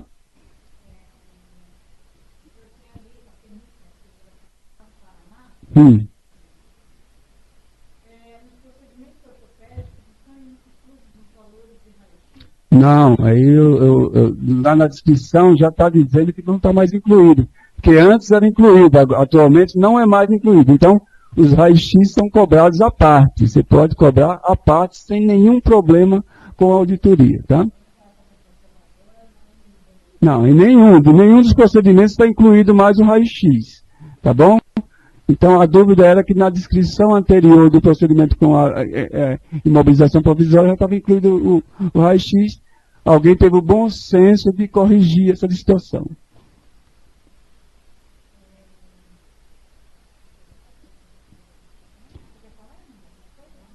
Não, eu espero mais uma perguntinha. Eu sei que eu mudei um pouco a lógica da apresentação, mas eu creio que...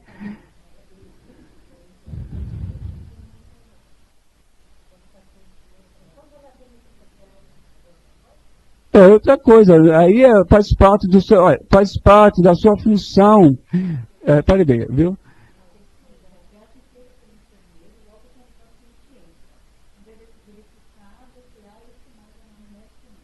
Isso não é uma consulta da enfermagem. Vou explicar por quê.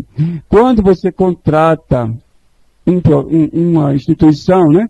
Quando você contrata uma instituição para você credencia a instituição, a enfermagem, como o médico, são os profissionais imprescindíveis. Quer dizer, já está, você tem que ter esse profissional, obrigatoriamente tem que ter, da estrutura do atendimento.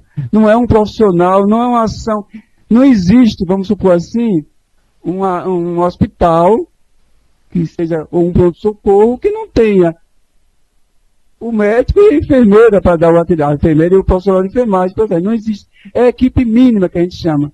É a mesma coisa, um hospital tem que ter comida, vestiário, profissional de enfermagem e profissional médico. Esses profissionais é a estrutura mínima para você credenciar uma instituição de saúde. Do contrário, ela não é uma instituição de saúde. Você não pode vender esse serviço. Então, por isso que esse procedimento que você faz aí não é a classificação de risco, você não está utilizando nenhum protocolo, mas faz parte inerente da sua atuação como plantonista, da equipe do plantão do pronto-socorro ou do hospital.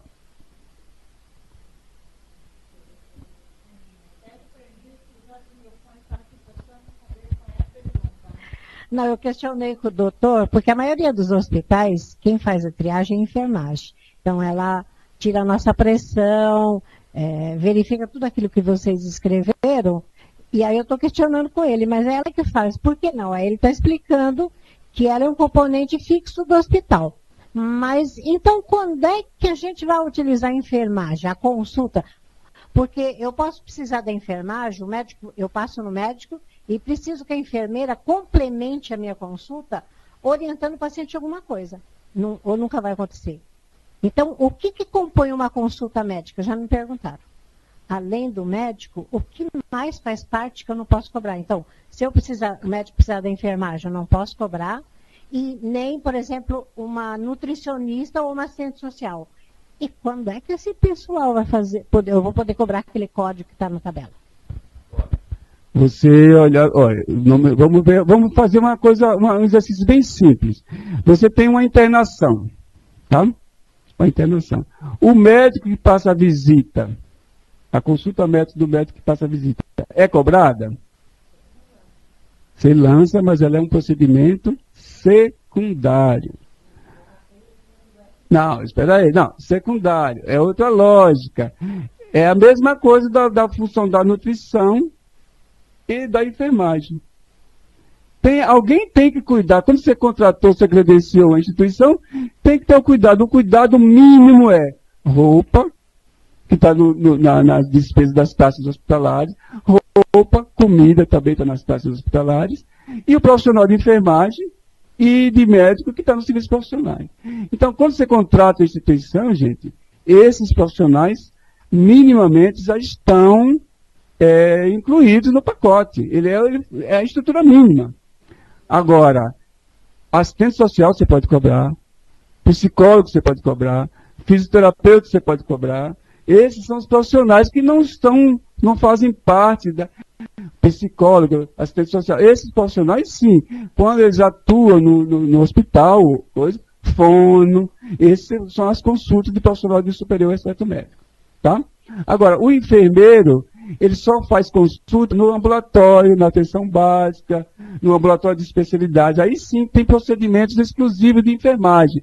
Aí sim você pode cobrar a consulta do enfermeiro. Mas no hospital ou no pronto-socorro, ele faz parte da estrutura essencial para funcionar aquilo. Sem eles, não funciona. Você não pode habilitar, você não pode contratar um hospital que não tem enfermeiro.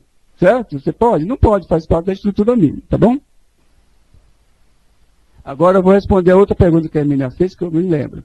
Olha, gente, a consulta é um conjunto de coisas que tem anamnese, diagnóstico e conduta. Tá?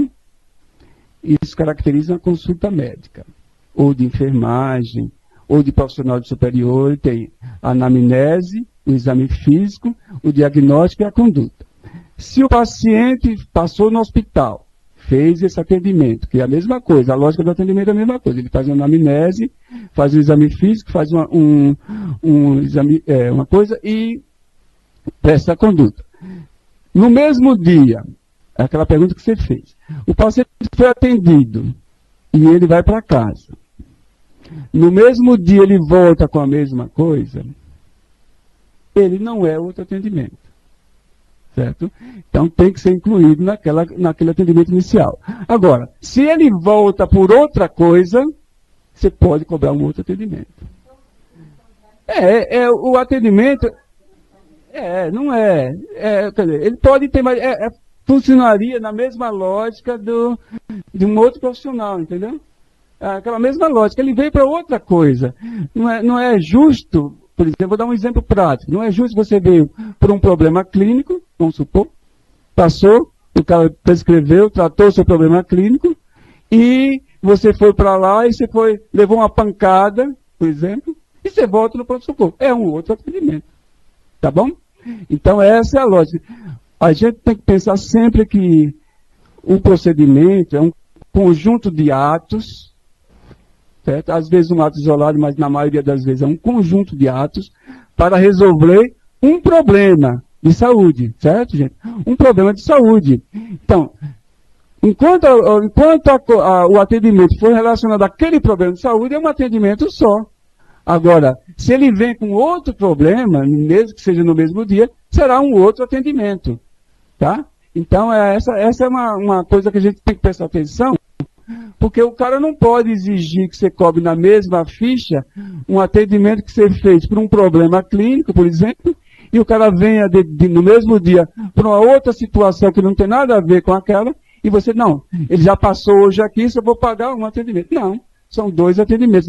Não é pelo fato de ter sido no mesmo dia que você não vai cobrar os dois atendimentos. É a mesma lógica da consulta. A consulta médica, você pode, a orientação do próprio Conselho Federal de Medicina, você só pode cobrar se for coisa diferente daquela consulta inicial. O retorno, por exemplo.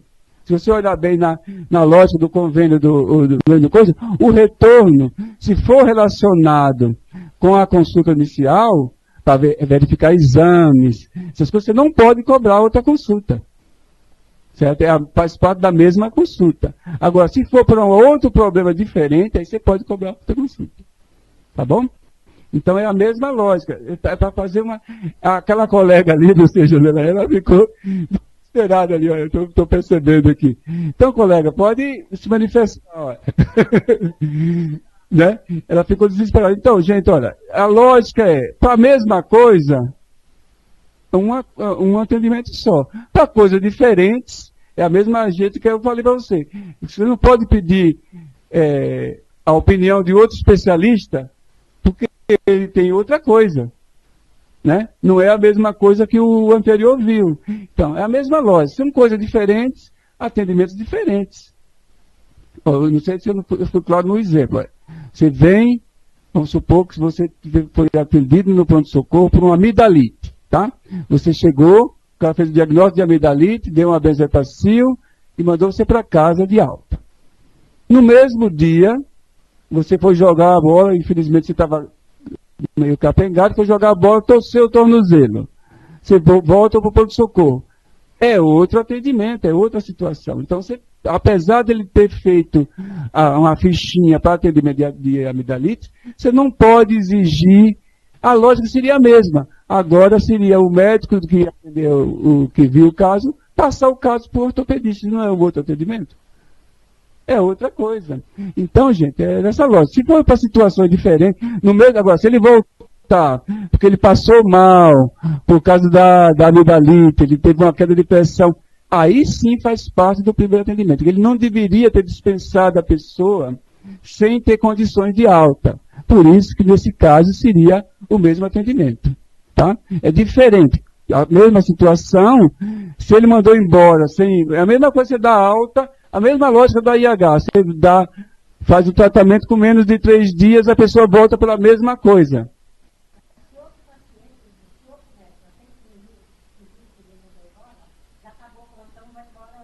Não, aí não tem problema. Não pode, porque faz parte do mesmo atendimento. Aí é a lógica do funcionamento do hospital. Se for outra situação, você pode. A mesma situação, não. É a mesma lógica da IH. Se você internar a mesma pessoa pelo mesmo problema com menos de 72 horas, você tem que cobrar na IH que estava antes. Você não pode abrir outra IH. É a mesma coisa. Entendeu? É a mesma situação. Porque o que é que você entende? Você deu alta sem... A pessoa não estava em condições de alta. Você mandou embora e a pessoa não estava em condições de alta. Você deveria ter deixado ele mais tempo e cobrado uma consulta com observação, por exemplo, para dar alta com segurança. É a lógica da segurança. Você não resolveu o problema daquela pessoa. Então, se você não resolveu, você não pode cobrar 2 vezes para resolver aquela situação. Você só pode cobrar 2 vezes se for uma outra situação. Tá bom? Ribeirão, pode falar. Pode ficar à vontade. Se a Tatiana não me interromper aqui, a gente fica aqui até esclarecer as dúvidas. Olha, além do mais, na próxima apresentação, eu vou falar de APAC, que é menos coisa, a gente pode retornar perfeitamente a questões do BPA e BPAC que ficaram em dúvida. Vocês leem a apresentação. E se ficar alguma dúvida, pode trazer para a próxima apresentação. Vocês vão ter que me aturar mais um pouquinho aqui na próxima vez. A gente troca experiências sobre essas coisas de novo. Tá bom?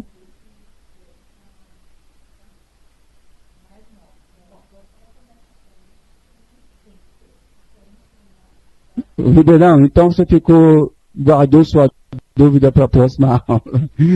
Ô, gente, muito obrigado a todos. Eu tenho tentado passar a visão da lógica do que por que foi criado o procedimento, tá? E como a gente, na qualidade de auditor, interpreta essa lógica. E apresentei para vocês os principais conflitos, mas sempre sobram dúvidas e a gente está à disposição para discuti-las. Mesmo que você não concorde com algumas opiniões, se traga essa discordância que a gente pode discutir e chegar a um acordo. Se eu estiver errado, com certeza reconhecerei meu erro, se você quiser subsídio, mas a gente tem atuado nessa área durante muitos anos, já tem mais de 10 anos, e a gente tem solucionado desta maneira esses principais conflitos que eu apresentei para vocês. Então, gente, eu vou voltar aqui provavelmente na próxima semana para apresentar a complementação do CIASUS com os procedimentos informados na APAC, que é mais parecida com a lógica da IH, e a gente pode voltar ao assunto, porque eu creio que o BPA e BPAC, como eu passei anteriormente, tem mais coisa do que a APAC, tá? Então, enumerem as dúvidas e no próximo encontro a gente pode perfeitamente retornar a essa discussão. Muito obrigado a todos e a todas e até a próxima. Doutor, muito obrigada. Nós vamos encerrar a sessão e a próxima é dia 17. É isso, doutor? Dia 17. Então, quem tiver as dúvidas ainda já pode trazer para complementar, tá ok? Obrigada a todos. Quer falar um pouquinho? Tá, então as dúvidas que ficaram de hoje, antes de iniciar, a gente pode fazer uma sessãozinha de uns 20 minutos, tá bom? Obrigada a todos, tenham uma boa tarde.